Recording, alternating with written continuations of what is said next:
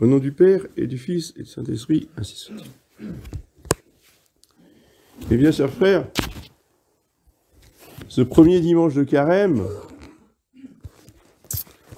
toujours riche d'enseignements, et nous remet dans la perspective de la vie chrétienne dans toute sa réalité, et je dirais même dans toute sa dureté. Mais en même temps, tous les textes depuis l'introïte, l'oraison, le trait, nous rappellent que Dieu est là pour être notre refuge, pour nous protéger, pour nous défendre, pour nous arracher à la tentation, voyez, et pour nous glorifier, pour nous récompenser.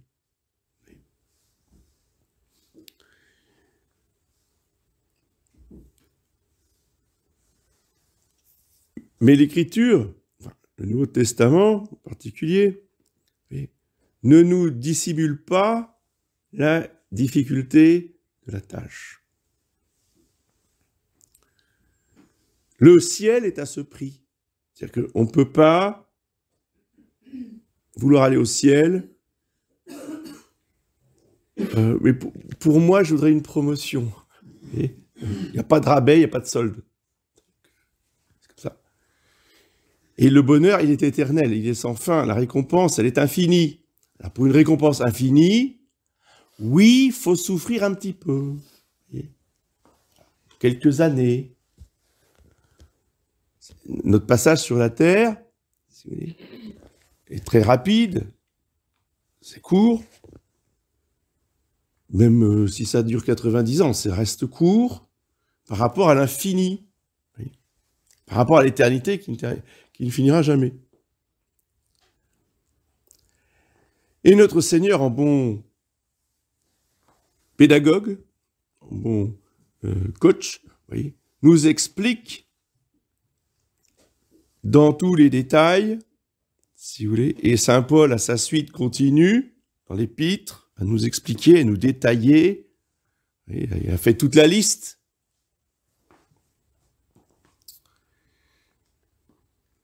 Il y a des épreuves qui nous attendent pour mériter la couronne de gloire éternelle.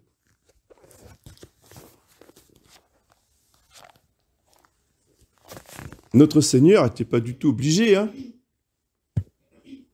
Voyez que son amour ne se contente pas de la passion. Il aurait pu dire, bon, voilà, je vais subir la passion, c'est largement suffisant. Non, non.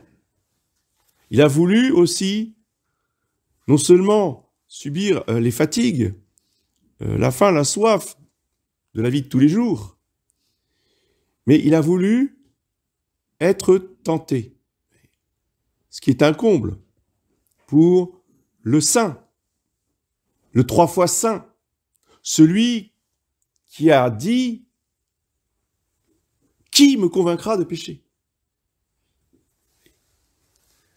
Eh bien, il nous a tellement aimés qu'il a voulu être solidaire avec nous, non seulement dans les souffrances, mais jusque dans les tentations.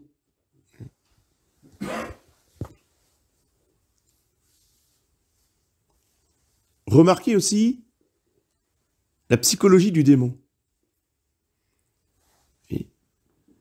Satan, il observe Jésus depuis son enfance. Satan,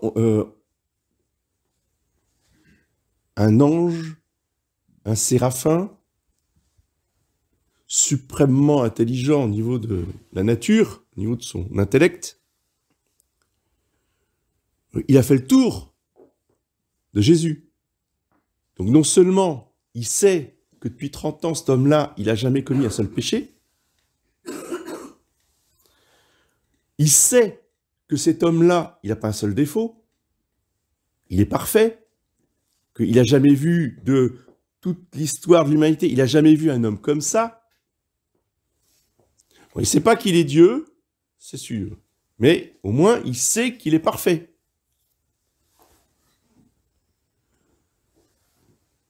et il va le tenter. Oui. Comme dirait un auteur français célèbre,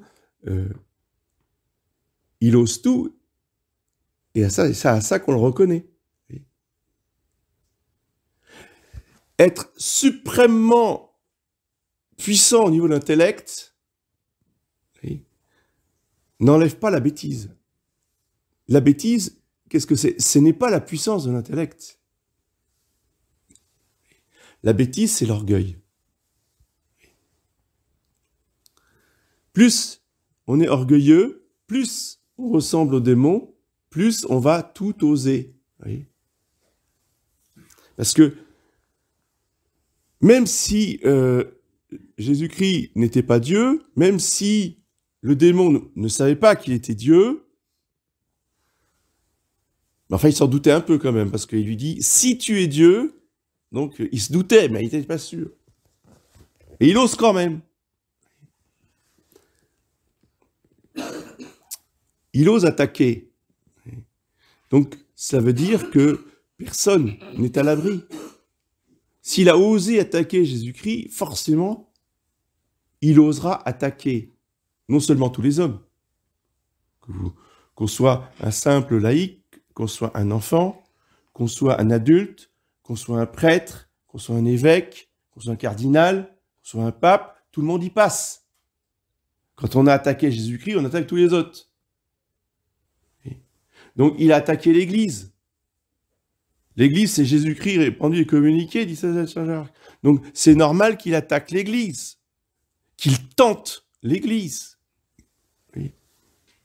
A fortiori, des congrégations, des fraternités, des instituts, tout le monde y passe. Personne n'est à l'abri des attaques du démon.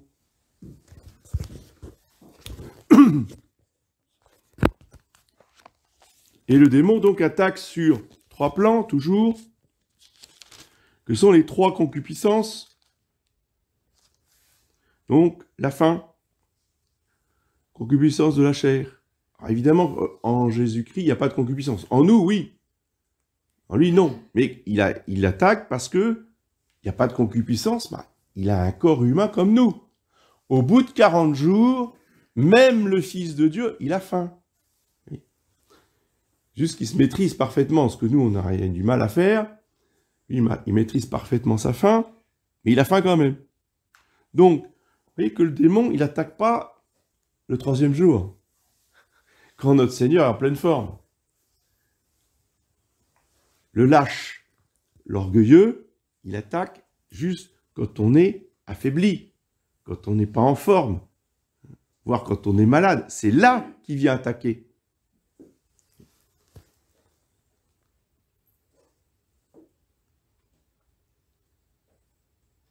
Et notre Seigneur le repousse avec une parole de l'Écriture sainte, donc une parole divine, qui a le don de mettre en échec les tentations du diable. Tout homme ne vit pas seulement de pain, mais toute parole qui sort de la bouche de Dieu. Ensuite, vous voyez, Jésus va permettre à Satan de le prendre, de le toucher, de le saisir, et de le transporter dans un lieu. Ce qui a dû être horrible comme sensation. Que la chair du Fils de Dieu soit saisie par Lucifer, c'est un mystère insondable. Bien, notre Seigneur a voulu aller jusque-là, voyez, pour que nous comprenions que si le démon nous tourmente, voire nous saisit, voyez, ce n'est pas pour ça qu'on est damné, possédé, non. Et en général, plus les saints sont avancés dans l'amour de Dieu, plus le démon arrive à les attaquer de manière physique. Rappelez-vous le Saint curé d'Ars, juste traîné par les cheveux dans la cour du presbytère. Voyez,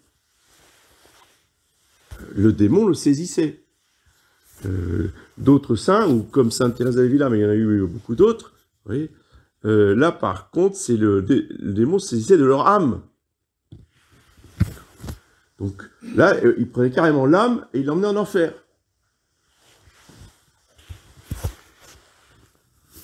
Ce sont des tentations, en même temps que des épreuves.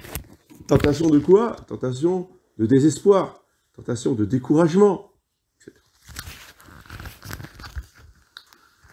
Là, c'est tentation d'orgueil. Jette-toi en bas.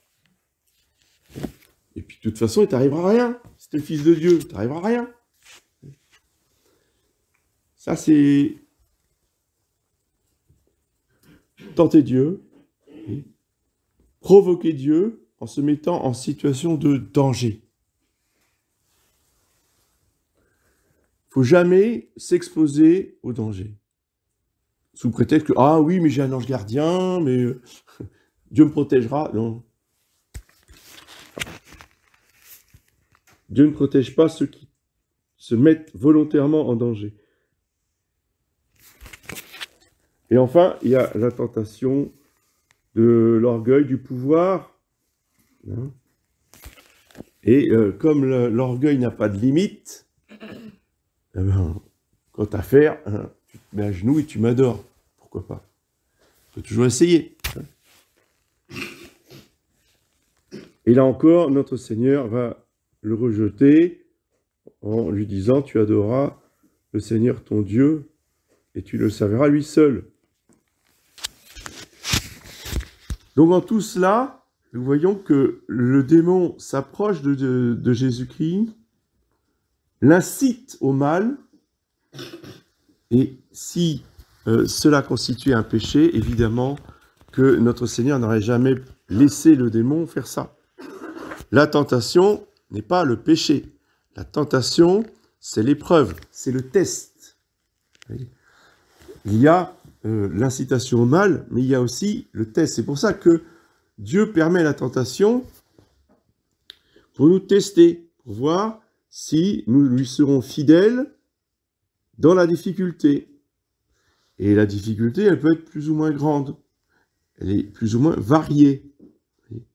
C'est pas forcément tout de suite le péché. Ou pas directement, ou pas de manière évidente. J'ai faim, voilà, comme on dit aux enfants, pour le carême, on ne mangera pas de confiture. Bah oui, justement, c'est là où on a envie de confiture. Bon. Tentation de base, voilà tout ce que... Mais ici, notre Seigneur et Saint Paul ne s'adressent pas aux enfants, il s'adresse à des adultes pour toute la vie. Donc il nous parle des tentations de la vie.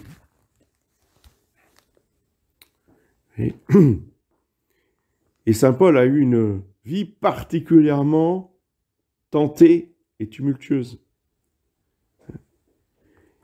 La tentation, c'est pour nous exercer à la vertu de patience, donc les tribulations, les détresses, les angoisses, les coups, les prisons.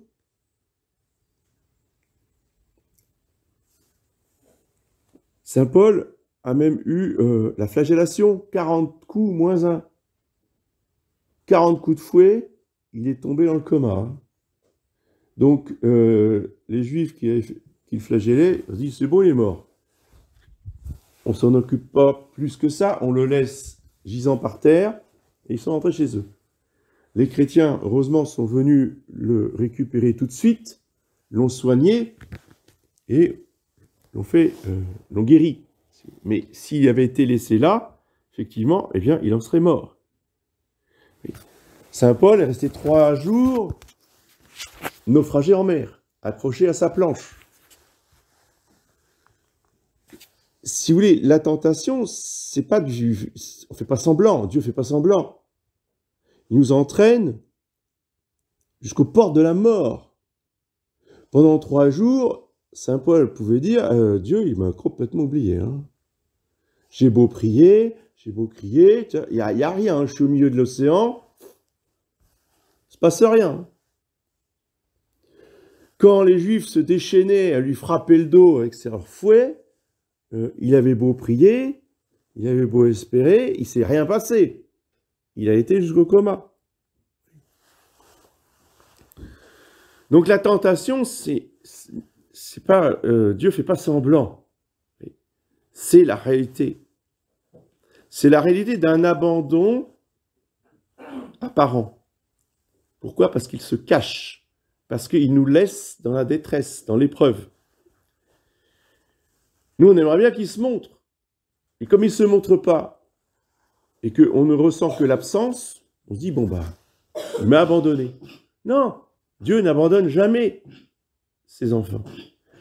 C'est pas parce qu'il se cache, parce qu'on ne le voit pas et qu'on ne le sent pas, qu'il n'est pas là. Parce que s'il n'était pas là, vous voyez, bien, il nous arriverait bien pire que ça.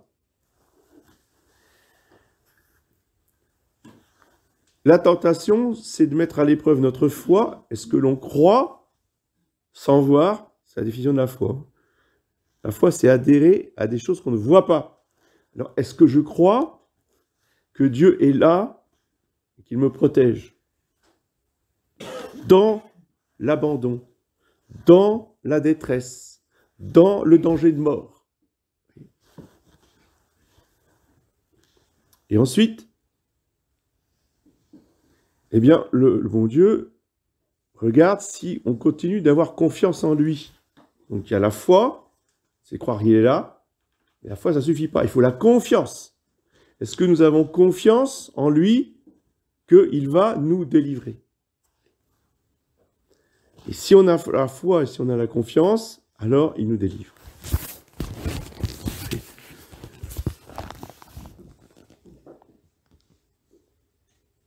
Dieu dit à propos de son enfant, « Il m'invoquera et que je l'exaucerai. » Le problème, c'est qu'il n'a pas dit quand. C'est ça le souci pour nous. Il n'a pas dit quand. « Je le délivrerai et je le glorifierai, je le comblerai d'une longue suite de jours. » Oui, mais il n'a pas dit quand. Et quand Saint Paul il est tombé dans le coma, il s'est dit, bah, pour moi c'est fichu. Alors, heureusement, nous croyons dans la vie éternelle, mais en tout cas pour sa vie sur terre, il s'est dit c'est terminé. Ben non, c'était pas terminé. Dieu l'a délivré, a envoyé les chrétiens pour le guérir. Donc nous devons tous vivre des situations, un jour ou l'autre. Pour certains, c'est tôt, pour d'autres, c'est plus tard. C'est quand Dieu veut. C'est autant que Dieu veut, c'est aussi long que Dieu veut, des situations d'abandon. Pour voir si nous continuerons de croire et d'espérer dans son secours. Oui.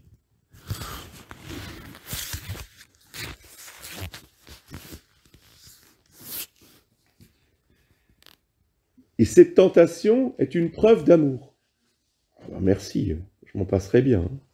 Oui, ça c'est la sensibilité qui dit bon. C'est pas drôle à vivre, on est d'accord.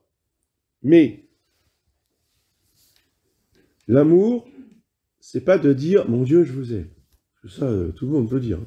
C'est facile. Mais quand tout va bien, quand on est tous ensemble, j'ai une bonne ambiance et que tout réussit, on a une bonne note d'école, on a une augmentation de salaire, ça, ma chérie, c'est formidable.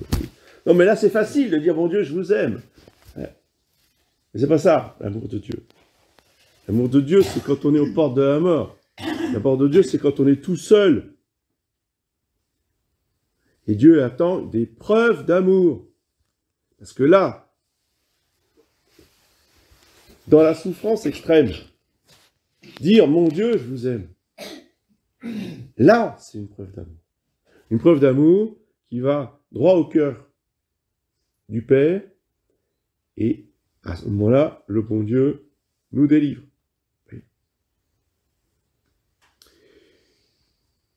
Cette situation d'abandon, elle a été poussée à l'extrême, voyez, par notre Seigneur sur la croix, et c'est pour ça qu'il a voulu, dans l'une de ses 7 paroles, citer le premier verset. Alors lui, il a récité tout le psaume, mais il a dit à haute voix le premier verset du psaume 21.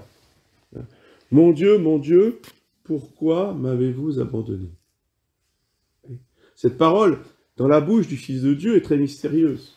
Mais attendez, comment il peut dire « Mon Dieu, pourquoi m'avez-vous abandonné ?» Il est Dieu.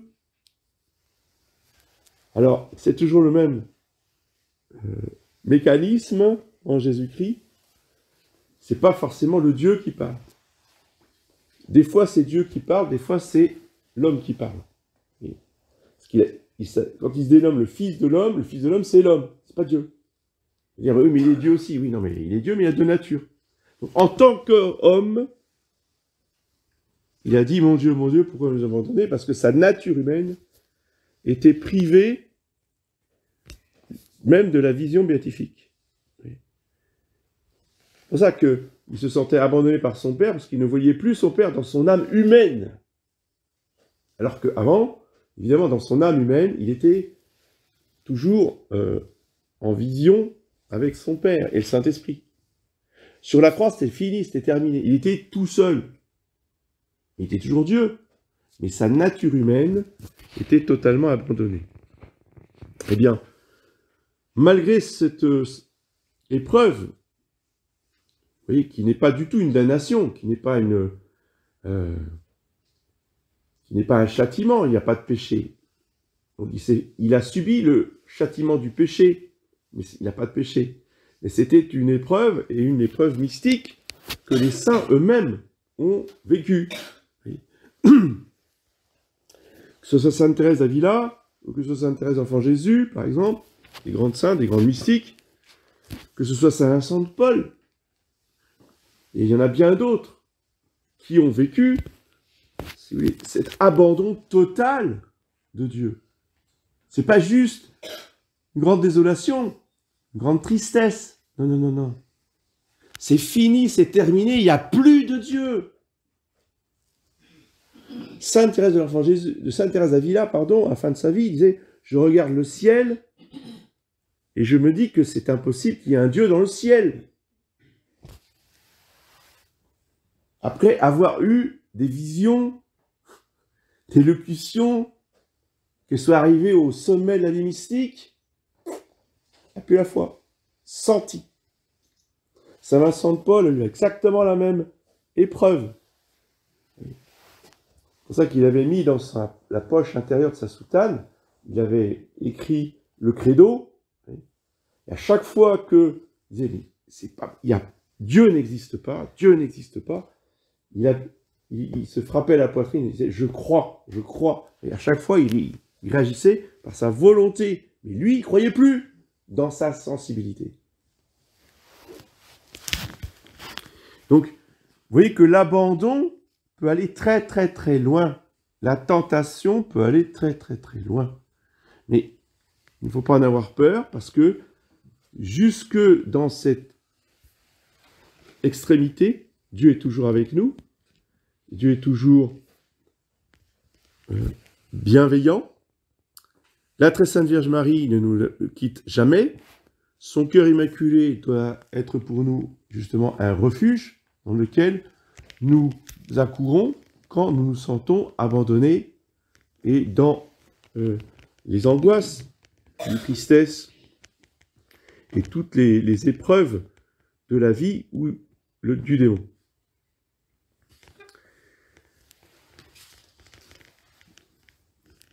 C'est l'esprit du carême.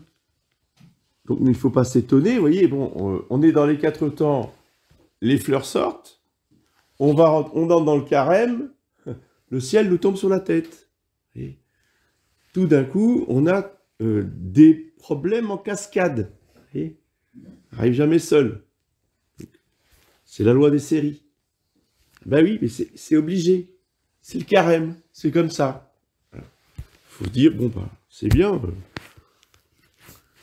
Dieu ne nous oublie pas. Mais il y aura toujours les solutions. Oui. C'est pas parce qu'il y a les problèmes, il n'y a pas de solution. Il y a les problèmes et les solutions. Il y a les tentations et les grâces pour nous en délivrer. Toujours, toujours, toujours. Il faut juste attendre. Comme dit saint Paul dans sa Bible, il faut exercer la patience. Et c'est dans la patience, dit Jésus dans l'Évangile, que vous posséderez vos âmes. Et encore une fois, je vous rappelle que l'épreuve, que la tentation, que l'abandon, ce n'est pas du définitif. Ce n'est jamais du définitif. C'est du temporaire. Et mieux nous souffrons, plus nous sommes volontaires pour souffrir l'épreuve que nous avons, la croix que nous portons, plus ça passe vite. Plus on se révolte, plus on râle, plus on grogne contre Dieu, plus c'est long. Donc si on veut que ça s'arrête, il faut